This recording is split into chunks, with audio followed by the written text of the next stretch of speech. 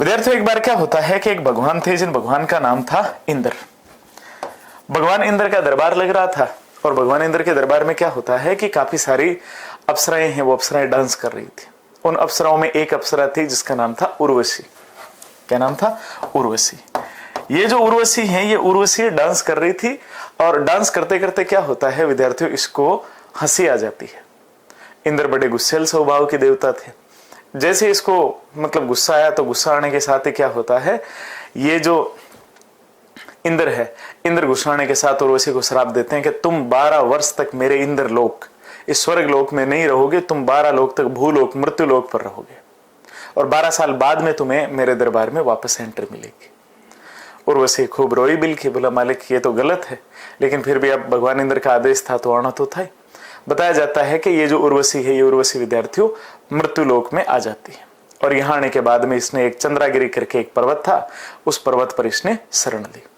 अब शरण लेने के साथ ही क्या होता है कि यहाँ पर ये दिन में इधर रहती है। अब रात के समय इसे जो है खुद की मतलब भूख प्यास मिटाने के लिए इसने क्या किया, खुद को घोड़ी के स्वरूप में तब्दील कर लिया। और पड़ोस में क्या होता है, एक राजा थे जिनका नाम था राजा डिग्व। राजा डिग्व का एक बगीचा था, उस बगीचे में रात के समय ये चरने के लिए चली जाती।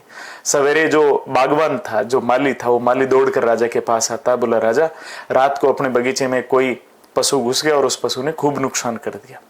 राजा ने क्या किया, बगीचे के चारों ओर पहरा बैठा दिया और राजा खुद बैठ गया कि ऐसा कौन है, कौन सा जानवर है जो मेरे बगीचे को नुकसान पहुंचा रहा है।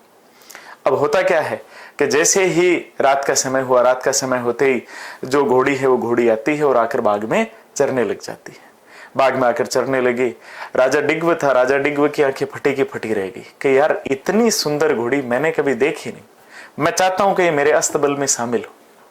ठीक है, ये मेरे अस्तबल में जहां मैं घोड़ों को रखता हूं वहां पर ये स्थित हो, इसको मैं अपने इसमें शामिल करूं। तो ये क्या करता है विद्यार्थियों, राजा डिग्व इस घोड़ी का पीछा करता है और राजा डिग्व इस घोड़ी का पीछा करते करते थोड़ी दूर आगे बढ़ते हैं, घोड़ी दौड़ती रहती है। इन द एंड क्या होता है कि वो जो घोड़ी थी, वो घोड़ी अपने मूल स्वरूप अर्थात उर्वशी के स्वरूप में आ जाती है। जैसे उर्वशी के स्वरूप में आई, उर्वशी के स्वरूप में आते ही क्या होता है कि विद्यार्थियों जो राजा डिग्व है, राजा डिग्व खड़े खड़े उनके आंखें फटी की फटी रहेगी। राजा डिग्व बस एक ही बात कह रहे हैं, so beautiful, so elegant, just looking like wow. अब जो उर्वशी थी, उर्वशी ने कहा ये लुकिंग वाओ के चक्कर में तूने मेरा कैरियर बर्बाद कर दिया। ठीक है, अब मेरे को जो है मैं कभी इंद्रलोक नहीं जा पाऊंगी, तुमने मुझे भंग कर दिया, ये कर दिया।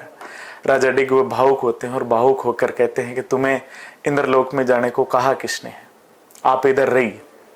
अब होता क्या है कि जैसे राजा डिग्व ने ये कहा तो उर्वशी नाम के अप्सरा ने विद्यार्थियों हंसी खुशी इस बात को स्वीकार कर लिया, लेकिन कहा कि राजा डिग्व 12 साल के बाद में इंद्र आएगा और इंद्र आने के बाद में वो मुझे लेकर जाएगा। अब क्या होता है कि 12 साल के बाद में राजा डिग्व जो है, राजा डिग्व का समय पूरा हुआ, उधर इंद्र ने जो है, इंद्र ने भी यहां से क्या होता है राजा डिग्व पर अटैक करने की सोची।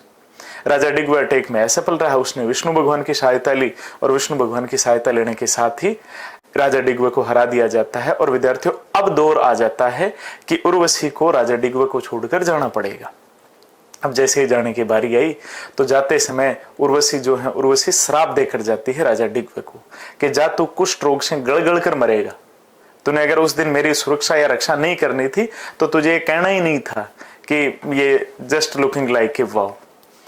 इधर विद्यार्थियों भगवान विष्णु सारा सब कुछ सीन देख रहे थे। भगवान विष्णु ने कहा कि यार इस बेचारे गरीब का इसका ये क्या है, इस बेचारे गरीब का ये क्या है। तो अब होता क्या है कि ये जो उर्वशी है ये श्राप देकर चली जाती है। उसके बाद में भगवान विष्णु रात के समय राजा डिग्व के सपने में आते हैं, जो कोढ़ या कुष्ठ रोग से गल रहा था, कि तेरे को चिंता नहीं करनी है, मेरी प्रतिमा तैयार कराएगी तो उस प्रतिमा को स्थापित करवाना, उसकी पूजा करना, तेरा उद्धार हो जाएगा।